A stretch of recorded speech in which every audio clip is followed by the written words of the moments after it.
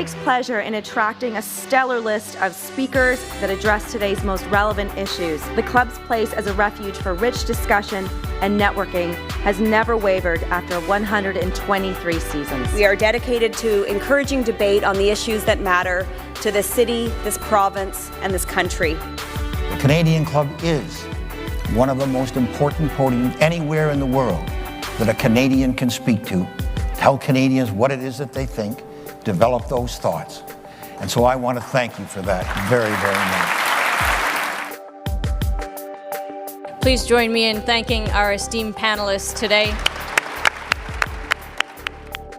Through our programs and events, including our youth and young leaders programs, our diversity partnerships, our joint events, and our media and social media opportunities, we offer you access to dynamic political, social, and business figures from abroad and right here at home.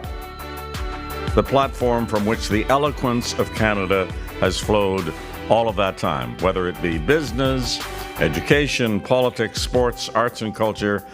If someone wants to say something to Canadians about this country and about the future of this country, this is the venue you choose.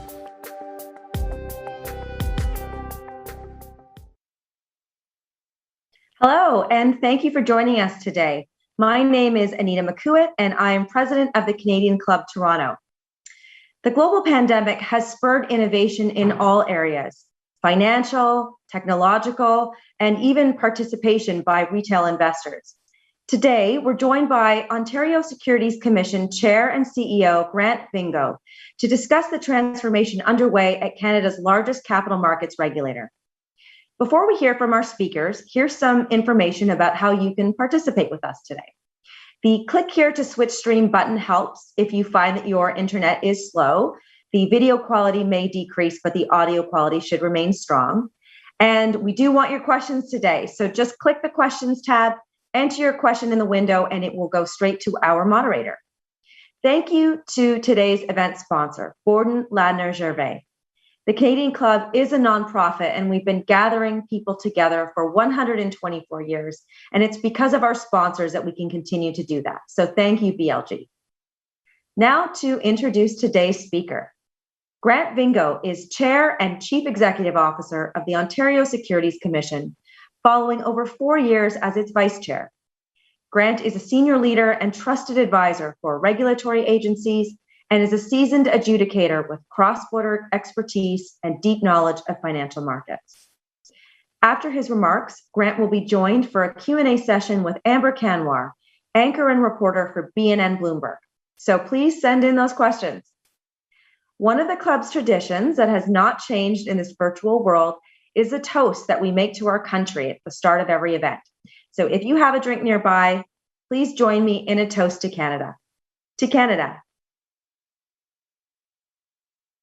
Grant, I'll turn the Canadian Club podium over to you. Okay, thank you, Anita, and good afternoon, everyone. I'd like to thank the Canadian Club of Toronto for providing a platform for important discussions of economic, public policy, and social issues, particularly throughout the challenges of the pandemic. I would also like to thank today's sponsors, Borden Ladner Gervais, for their support.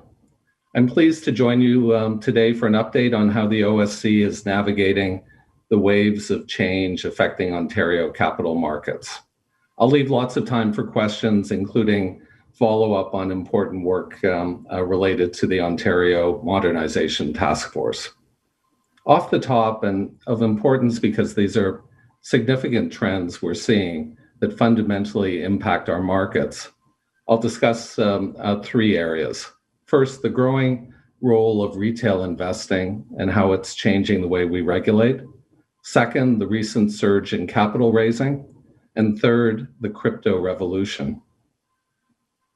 Finally, I'll describe the framework we use in approaching new financial products and services, and the steps we take when there are threats to investor protection, fair and efficient markets, and market stability. Let me begin by outlining the growing role of retail investing in our markets. We usually think of large pension funds and other institutional investors as dominating market activity. That has changed since November, with retail trading steadily increasing and in February surpassing institutional and high-frequency trading to become the primary contributor to trading volume. Retail trading represented about 45% of volume in February. In the US, it actually surpassed 50%. While it has subsided from its peak and is trending down somewhat, there's also a sense that some of this activity has moved to crypto assets, which I'll discuss in a moment.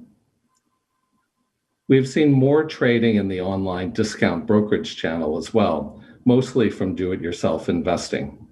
Canadian online brokers executed 27 million trades and opened more than 500,000 new accounts in January alone, and both of those were records.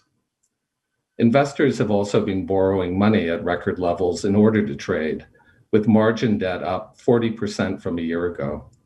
This doesn't capture other forms of credit that could be used for trading, including mortgage equity lines and credit card debt.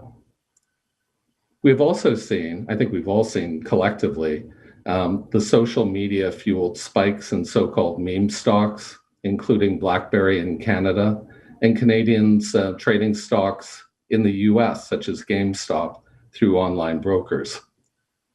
In the US, this retail surge caught some short sellers off guard, with at least one large hedge fund needing a bailout.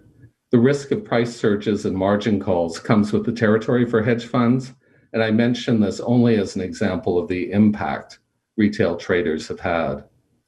We've also seen the emergence of commission-free trading, which relies on spreads and other fees to generate profits. In the United States, revenue is driven by payment for order flow, which is prohibited for trades on Canadian exchanges, and that's really an important difference. In Canada, the revenue for these dealers has come mainly from foreign exchange fees paid by investors. Finally, and understandably, we have seen an increase in investor complaints to firms, as well as to IIROC, and to the Ombudsman for Banking Services and Investments, or OBSI, about service interruptions and delays in answering service-related calls. These complaints mainly relate to certain large discount brokers who've struggled to handle the high number of transactions and new clients and the need for human troubleshooting. Improvements are underway, but as the trend continues, so does the risk. So how does this trend change our job? For regulators, these retail-focused trends change our job in fundamental ways. First, to be clear, it's good news that younger and tech-savvy investors are coming to the markets. I think many will convert to longer-term investing and to advice channels over time.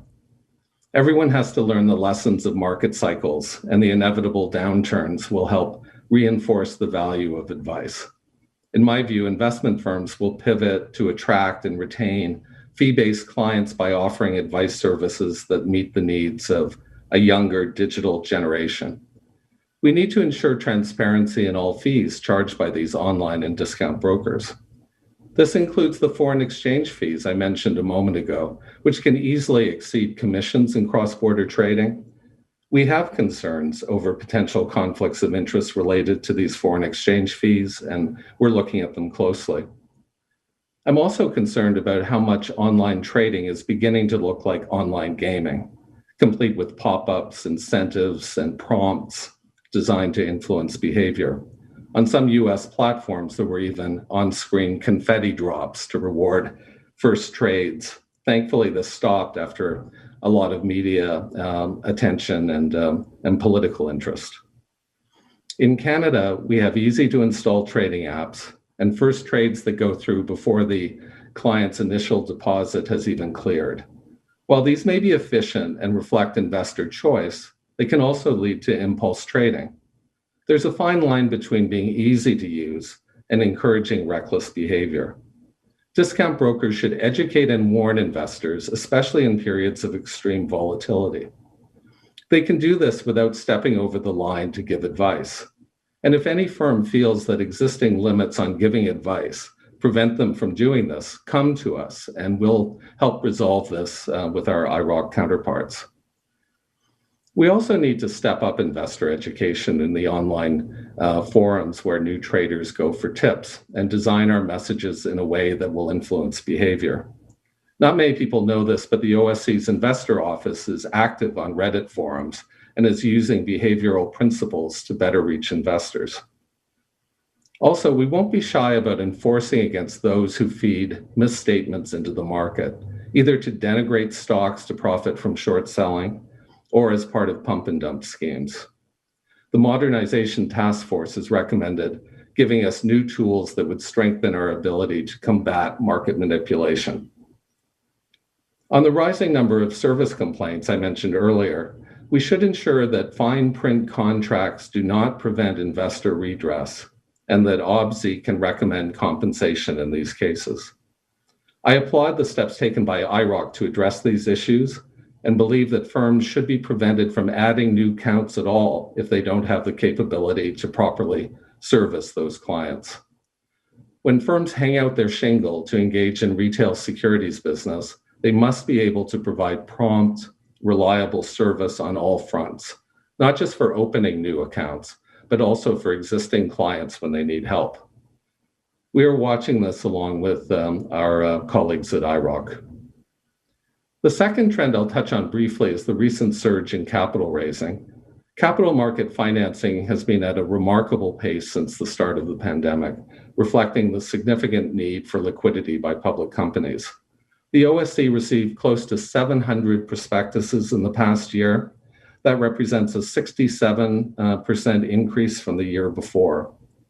These included more than 50 prospectuses filed confidentially under our newly introduced pre-file program, which reduces burden by providing issuers with increased market certainty. Despite this increase in volume, OSC staff have risen to the challenge by continuing to issue comment letters and prospectus receipts well within OSC service standards, which you can find on our website. Our staff continue to be diligent in serving the important role the OSC performs to support capital formation in the Ontario markets. The investing public benefits from the speed and professional care we are taking in this area. The increased number of filings also demonstrates that our system is working well and that it is cyclical. When there is sufficient investor demand, the regulatory system effectively enables companies to do IPOs and other offerings. The last trend I'll speak about is the crypto revolution. And why do I say revolution? Consider the acceleration of activity in the last few months. In January of this year, global crypto asset market capitalization reached US $1 trillion for the first time. Then in April, just 94 days later, it reached $2 trillion.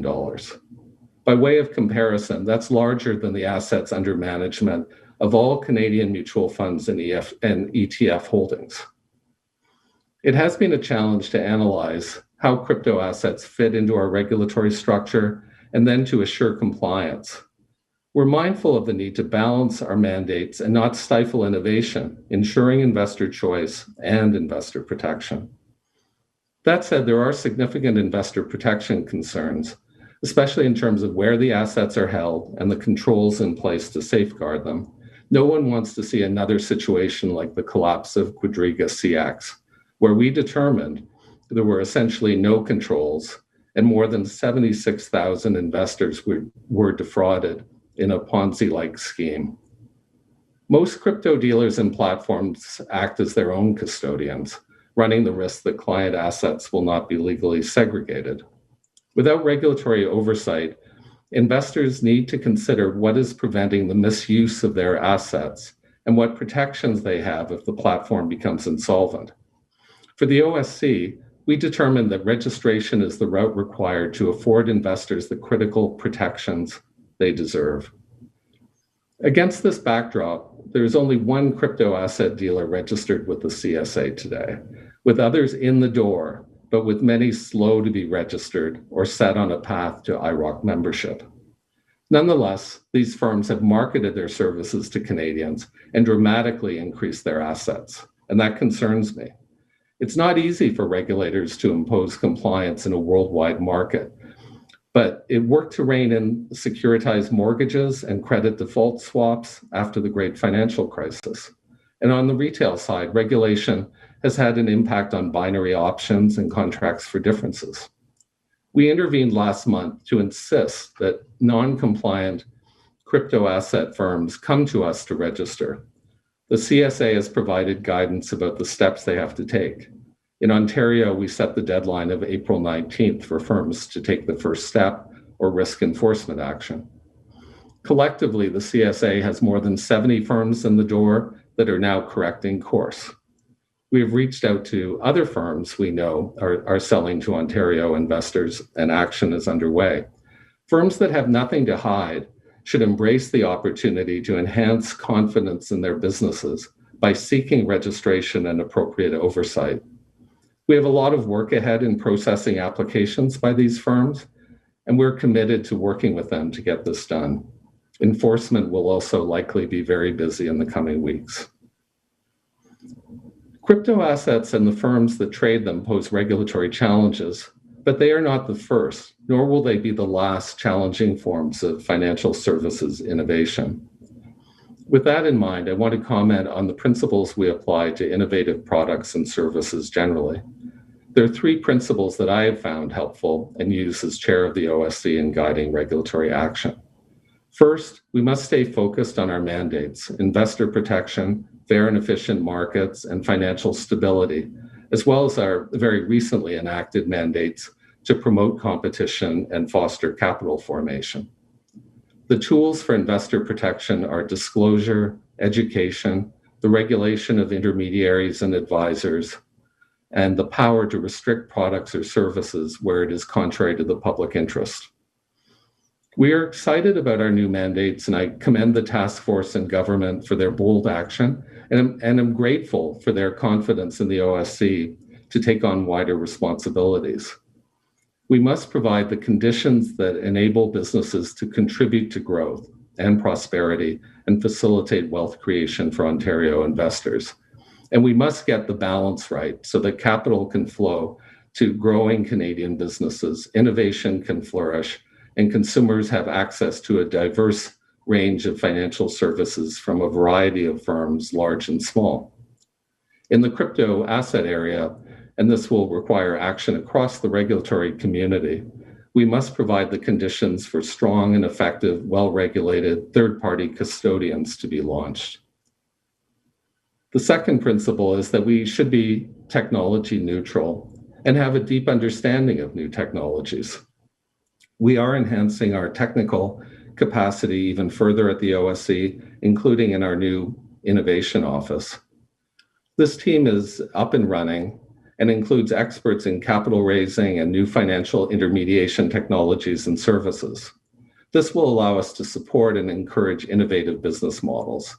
That said, we will not approve a new product or service without applying a well-informed critical lens. Products can be innovative, but fundamental protections for investors must be observed. We will use carefully designed and time-limited experiments in an Ontario sandbox environment to gain experience and knowledge where appropriate. You can expect to see more concerted outreach by the Innovation Office within days. Finally, and this is the third principle, we need to develop a common approach across all Canadian regulators. This is critical to avoiding an activity falling between the cracks and no regulator adequately addressing it. Similarly, a common approach will help avoid the risk of regulatory arbitrage, where new entrants have an incentive to enter the system through the lightest touch regulator. Instead, the regulatory community must assert a common, principled, predictable, and responsive approach, no matter where a firm is based. The Canadian Securities Administrators hold out the promise of this approach, as do our relationships with other provincial and federal governmental bodies. We must constantly strive to make effective coordination a reality. It's through these three principles that we will respond to new trends, product offerings, and the growing investor appetite in Ontario. A steadfast commitment to our mandate, the building of technical capabilities, and our work alongside other regulators. I have full confidence in OSC staff who have shown tremendous professionalism during the last 15 months as they responded to extraordinary transaction volumes, product innovation, and regulatory developments. They are capable, dedicated, and up to the challenge of what lies ahead. So I hope my remarks have given you some insights into some of the most important issues the OSC is considering, and I'm looking forward to your questions.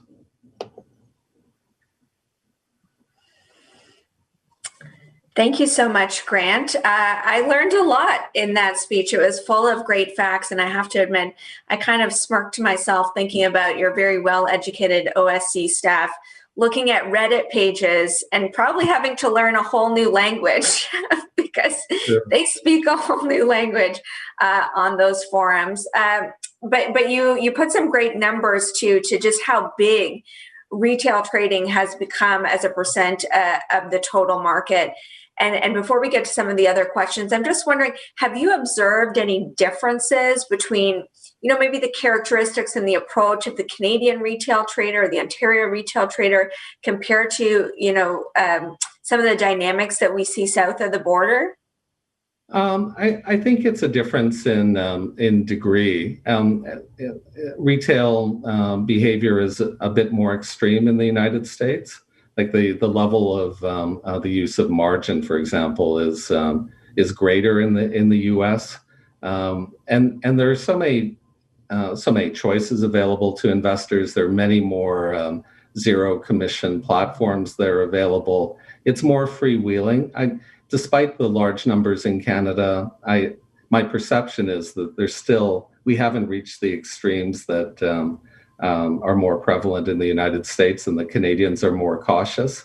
So I don't think the problem of retailization has reached the same level as the United States, and I don't want to see it go there. So, I think we're intervening at the right time to take measures to dampen that.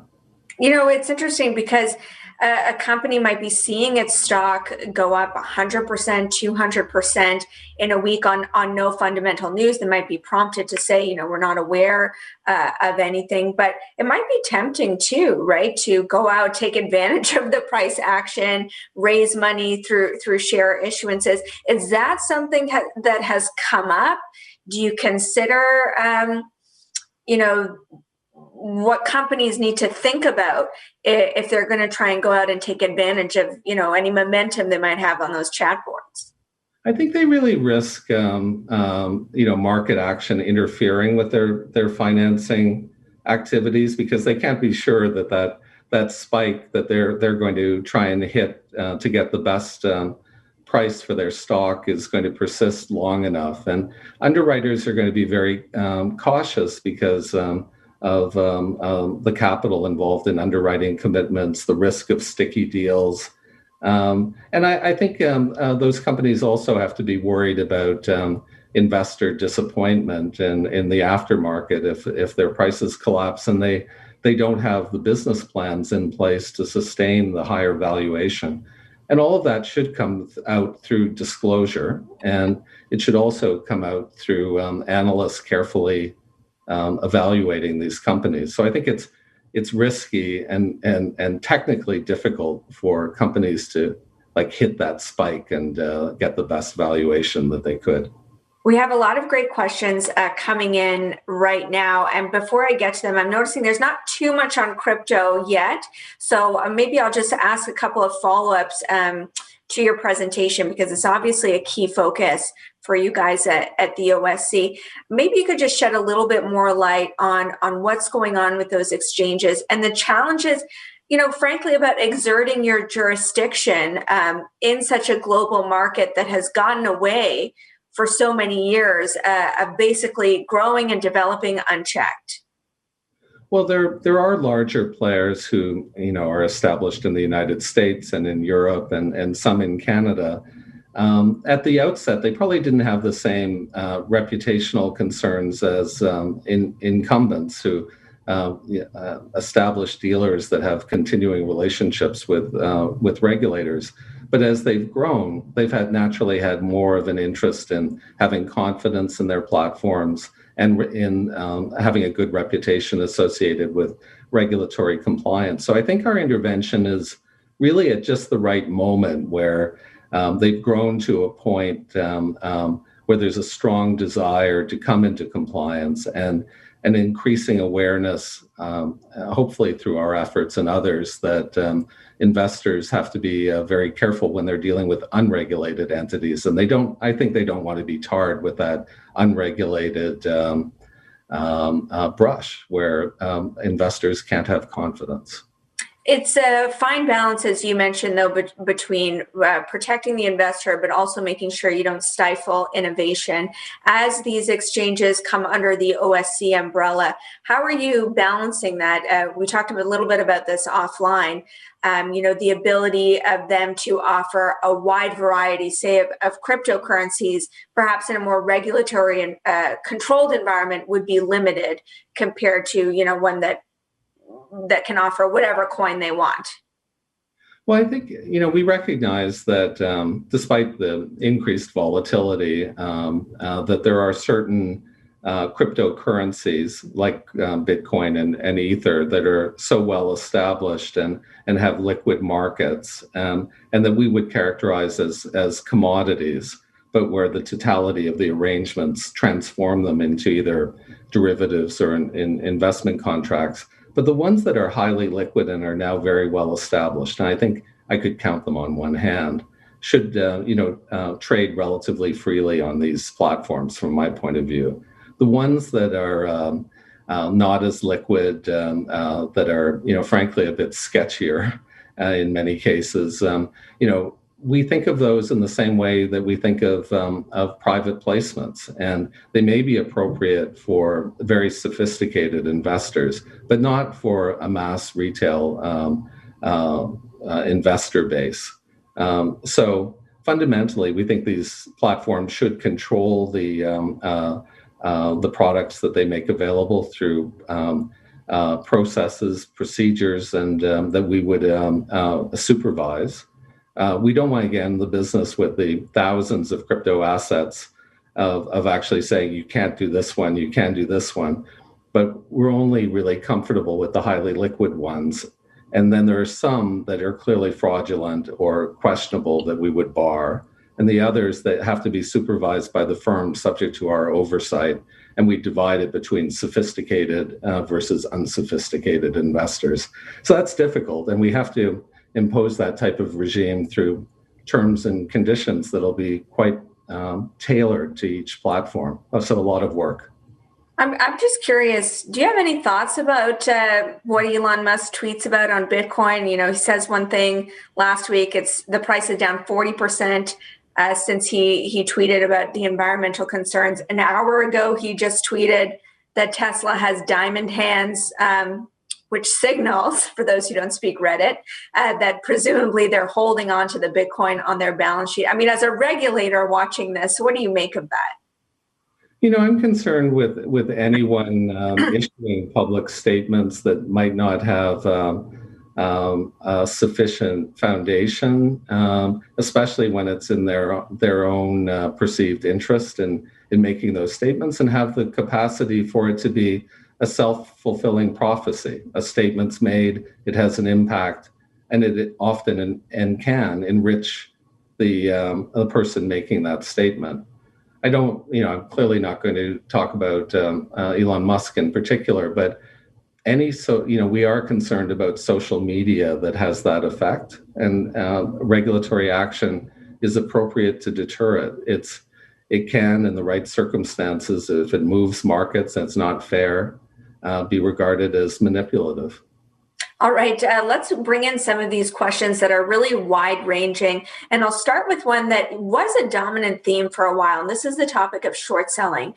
The viewer asking, smaller market cap companies have been frequent targets of predatory short selling. Experts say that Canada's lax regulations around the practice have allowed abusive forms of short selling to flourish, particularly in the Canadian markets. Ontario's Capital Markets Modernization Task Force has targeted abusive short selling in its final report, which recommended measures that specifically target various forms of short selling, including naked short selling. What is the OSC doing to address these issues in particular? Well, I think the task force commentary on short selling was very valuable. They didn't attack short selling as a whole. Obviously, short selling performs many market functions, and a lot of short selling is completely appropriate. And the number of manipulations that increase prices, pump and dump schemes, far outmatches the number of cases where there are schemes detected involving short selling. But that being said, I think there's a need to do a few things, and this is aligned with the task force recommendations. We should have a stronger locate requirement along the same lines that exists in the United States. It's not enough that the Canadian clearance and settlement system operates to cover a fail on a short. The dealer should be responsible for locating the stock in advance of the short sale, so there's no question that the transaction can be fulfilled, and that would act as a protection against naked short selling. I think there should also be more stringent requirements on buying in unsettled transactions where there are fails, and that should deter short selling where it hits their pocketbook through capital charges. And I think as well, the task force was also correct in looking at the risks associated with short sales into the market that are covered with private placements and public offerings, where there's a certain degree of coercion involved in obtaining the stock in some cases, and also where there could be insider trading concerns. So we should move forward with fails. We'll have to work and with these other manipulation concerns, and we'll do that in tandem with IROC. Here's an evergreen question for the OSC, and I'm going to combine two questions here. But can you comment on the current situation where Canada has multiple securities commissions rather than a single Canadian entity? And another person asked, is a lack of national regulator creating confusion for investors and opportunities for non-compliance and investor fraud? Well, the Canadian Securities Administrators, it does work effectively to coordinate policies. There are still too many differences in regulatory approaches. I'm not sure ultimately if that would have been solved by a national regulator. It would just have taken the debate in-house as opposed to, because it also would have reflected the national, the regional differences that exist within Canada. But the CSA is a very effective forum for working all of that out. And we have to, after now that the CMRA project has been paused, it really is necessary for the CSA to even up its game to show that it's an effective substitute for a national regulator. And as a participant in CSA meetings, deliberations, I'm urging that our colleagues along with us increase the cohesion so that the CSA is a truly viable alternative to a national regulator. Now we're starting to get those crypto questions roll in. I'll start with this one. How do you anticipate overcoming the hurdle of certain crypto assets not falling within the definition of a security? If I'm not mistaken, are they sometimes classified as commodities? Yeah, fundamentally, the ones that are highly liquid that, we regard as, we might regard as cryptocurrencies, that the really liquid ones like Bitcoin and Ether are in our nomenclature, they are commodities. So, but the reality is that these platforms don't deliver them to the client at the end of the trade. They hold them, and they often hold them in an unsegregated account. So it's really what the investor ends up having is a ledger entry, and they're subject to the creditworthiness of the platform and its willingness to actually deliver it. So it's in many cases, it's not segregated for the benefit of the client. So in that case, the security involved is not the Bitcoin or Ether itself. It's actually the combination of contractual rights, including the exposure of the client to the ability of the platform to deliver it. So that's where the security is created. We think of what an investor has in most cases is a right to obtain the commodity. And that right is either a security or a derivative. And that's the foundation of our jurisdiction. And for the ones that aren't highly liquid, they are securities. They have, some process or some group that's managing them where investors are dependent on the efforts of others, and it meets the classic definition of investment contract. Has anyone challenged that? Has anybody who exists in the crypto space tried to push back on that to keep from falling under your jurisdiction? There has been pushback, but it's really receded. I think until there's a practical ability to deliver the crypto asset out to a wallet that's solely in the control of the client and not the platform, it's going to be very difficult for anyone to assert that it's not within our jurisdiction. It meets all the classic tests in our case law and in our legislation to either be a derivative or a security. And have there been any discussions about how to regulate so-called non-fungible tokens? So this is, in those that don't know, in cryptocurrencies, one Bitcoin is indistinguishable from another. You don't care which one you have. But a non-fungible token is attached to something, say artwork or a collectible. That's kind of how we've seen it play out right now. And there's value around it, sometimes millions of dollars around it. What have your discussions been like around NFTs? Well, we do recognize that there can be things that exist in digital form that are collectibles, we don't regulate trading cards or the holding of artwork. And even if, there's an infrastructure around those collectibles, there's a line where they're clearly non-securities. So the analysis that we would apply would be very similar to other forms of crypto assets. Like, what is the infrastructure that surrounds it? What's the dependency on the efforts and services by others? And is the NFT solely in the control of the ultimate investor, and not held in a manner that really gives an investor no more than a right to delivery if the holder is creditworthy and willing to deliver it. So it's a very similar analysis, but we haven't pursued NFT cases to date as we're working on the broader crypto asset area. This one picks up on one of the things you mentioned in your speech, Grant, that you mentioned a 40% increase from last year in the level of margin debt by retail investors. And of course, debt is an ongoing theme with Canadians, whether it's how much they're taking on to buy homes or now potentially to buy stocks. Are securities regulators considering any initiatives or actions to curb this trend for retail investors? Yeah, and that 40% is overwhelmingly retail. It is total margin, but institutions tend not to, take out margin loans from brokers as much in Canada. So it's predominantly a retail phenomenon, and it's large. So far, when there have been issues, investment dealers, for their own protection, have modified house margin rates.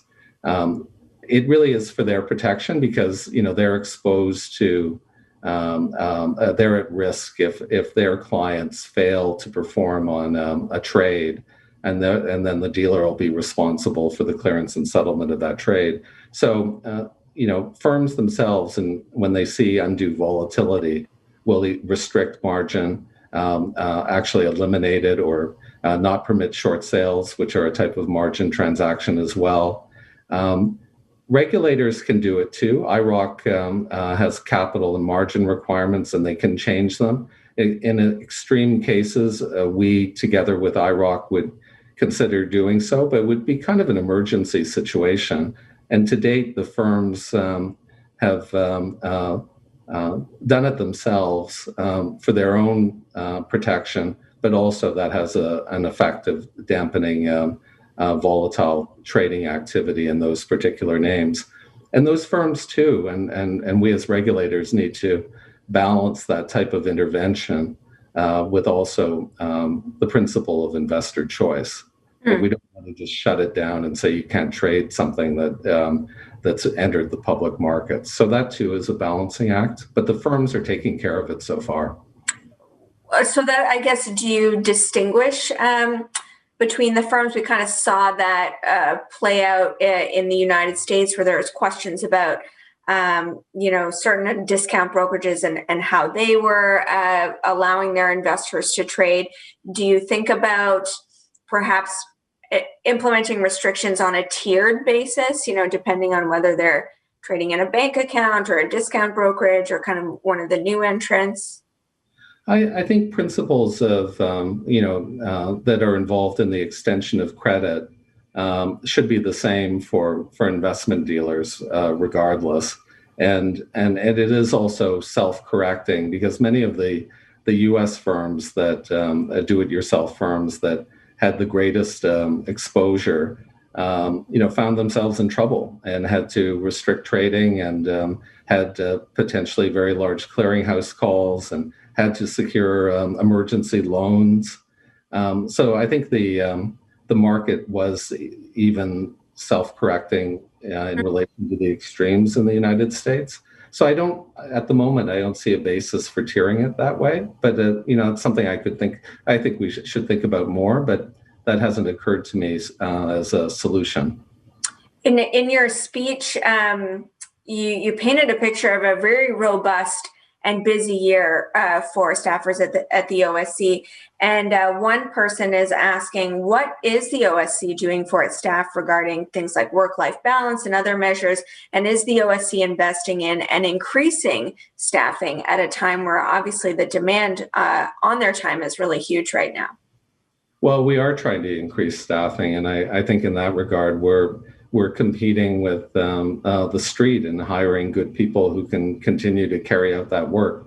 The OSC is a wonderful place to work. And, for me, it's been the most enjoyable and stimulating environment I've been in throughout my career. And it's wonderful to work with my colleagues and who have a sense of mission. So they're not the people who are pursuing the last dollar on the street, but it's still a challenge to recruit. But we are trying to fill needs, and there are some particular areas. We've been hiring in our innovation office.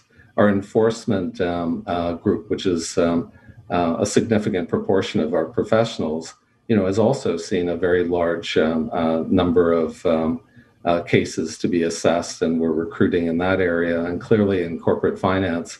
And we're both looking at long-term and short-term solutions. And we are focused on work-life balance. I get a lot of letters from market participants thanking our staff for, working late on a Sunday night to facilitate a receipt first thing Monday morning on a prospectus. But we have to reward those people, and they can't be expected to do that indefinitely. So we're trying to do that through our ability to have variable pay and bonuses. We're trying to do that by, modulating the work as best we can and bringing in help. And we've been really focused on mental health as an issue and have brought in new resources, including online resources, increasingly as a counseling tool at the OSC. So all of our managers are intensely focused on that. They've received instruction and training to be able to modulate the work of their staffs. But we're not the only ones in that boat, so I don't want to be saying we're different than all the other organizations that are going through similar issues. We're facing them as well. One person asking it, when will individual investors be able to make multi-leg stock trades on Canadian stocks in most major trading platforms in Canada? So that's the ability to basically execute on two or more options trade at the same time? Huh. That's one I'm going to have to look into a bit further. Sure. It seemed specific. I didn't know if. I know there's an ability to do multi-leg transactions, and I'm not sure if it's a broker limitation, an IROC rule that, because options at the beginning of options trading long ago, it was considered a much more unusual and novel, market innovation, which puts current innovation in perspective. So if our rules aren't up to date on that, we should revisit it. So I'll take that back. One of the new innovations, it's not new, but there certainly was a boom of it south of the border, these special purpose acquisition corporations. Big boom, and I guess you can call it a bust now in the US, a bit of a pullback.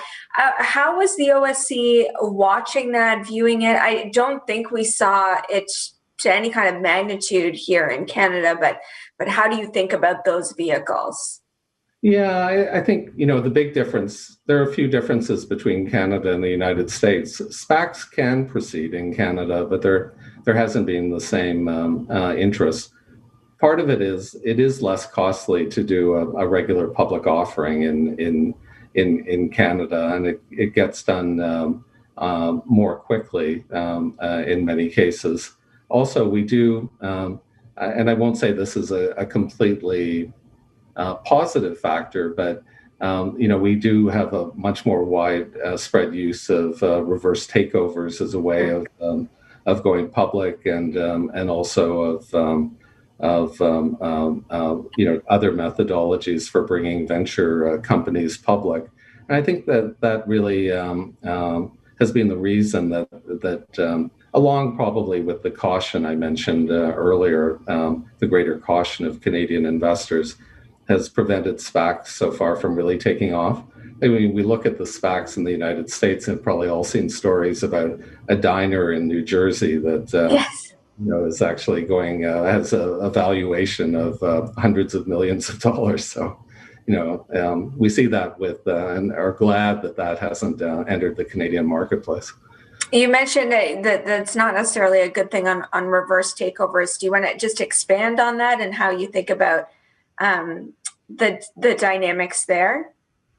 Well, what we want to be sure of is that there's no regulatory arbitrage, that if someone's entering the capital markets through the prospectus system, that the oversight that the exchanges are exercising to facilitate those RTOs is just as rigorous. And, I think the exchanges are doing a good job in that regard, but from time to time we see instances where we would have done something differently, or we would have intervened to prevent particular transactions. And then most recently, we saw the possibility of crypto asset trading platforms, to come back to that, actually entering the public markets and raising capital through RTOs, becoming publicly traded companies at the same time that they were flouting our registration requirements. So that was coming to mind as I was making that comment. But we've stopped. You've stopped it. So you were able to successfully kind of engage in enforcement activity. Well, it wasn't enforcement activity. It was really an understanding with the exchanges that they wouldn't consider, after we published our guidance and the rules were clear, that it wasn't appropriate for platforms that had not been registered and in compliance to access the public markets through RTOs or through public offerings. So we have about 5 minutes left. One of the other questions coming through, just going back to this, you talked about the CSA kind of being this, in the absence of a regulator, you have this collaboration on the part of the CSA. On task force recommendations, would the OSC consider moving ahead independently of the CSA on certain priority areas in Ontario where national consensus cannot be reached in a timely manner? It's a possibility, but our default is to do it on a harmonized basis, and then you have to consider the practicality of it and the politics of it. The practicality is if one jurisdiction imposes a rule, is it going to be effective across the country? And is it appropriate and in what circumstances for Ontario, given its size and importance of the market, to say we're imposing a rule and it's going to become the de facto rule across the country. That's a very non-collaborative approach, and if it's absolutely essential, if there's a compelling Ontario interest in moving forward with something, it's not out of the question. But the entire community is better served with a harmonized Canadian system. So that should really be the exception to the rule, and coordination should be the norm. All right. You were on BNN Bloomberg earlier today and asked you this question, but I'll ask for this audience as well, just to end on crypto. So exchanges is one way that you're looking to regulate this market. The other is through the acceptance of ETFs, and the OSC has been kind of a first mover there. What gave you the confidence to kind of go out and be the first mover there? And do you expect the SEC at some point will also greenlight cryptocurrency ETFs? Well, I think the evolution of the ETF discussion in Canada, did give us ultimately the comfort that we should proceed with those filings. Major accounting firms were now auditing the holdings. The particular ETF providers had custody solutions that address many of the problems that I discussed, and also bringing crypto assets into a regulated channel where ETFs can be purchased through registered dealers with dealer and regulator oversight. On balance, is a better alternative than to have completely unregulated activities. So I think with suitability and with the other protections in place for transactions in ETFs, it was the right time to do it. The SEC is facing the same issues that we did. And, I can't speak for them and the issues being in flux, but for the really liquid crypto assets, I would expect, worldwide, including at the SEC, for that to change over time. All right, Grant, thank you so much for all of your answers, your time, your speech, but super candid thoughts. And I really appreciate it. And thank you to everybody for your amazing questions. Very insightful. And before we wrap things up, I'd like to bring in Anita McEwitt for some final words. Anita? Thanks so much. Guests, thanks for spending your lunch hour with us today. Grant, thank you for joining us. It's clear that the OSC is working hard to meet the challenges posed by today's ever-evolving market, including researching those Reddit forums. Amber, it's always wonderful to have you join us, and thank you for your expert moderation once again. Guests, we hope that you'll... Great. Yeah, I'm so glad you can make it. Guests, we'll hope that you'll join us for some of our upcoming events. Tomorrow, we'll host Ian Scott, Chairperson and CEO of the CRTC, to discuss how internet services have become even more vital during the pandemic and the CRTC's efforts to promote more choice and affordable wireless services. And on Thursday, May 27th, we'll host founder and managing partner of Mavericks Private Equity, John Ruffalo, to discuss opening the doors on his newest venture and the importance of resilience at every stage of business and life. Thank you again to BLG for sponsoring today's event. We could not hold these events without our sponsors, so we do appreciate your continued generosity. Thank you to our AV supplier, Van Valkenburg Communications and LiveMeeting.ca, for making it possible for us to come together virtually today. Guests, thanks for joining us. Please stay healthy and stay safe.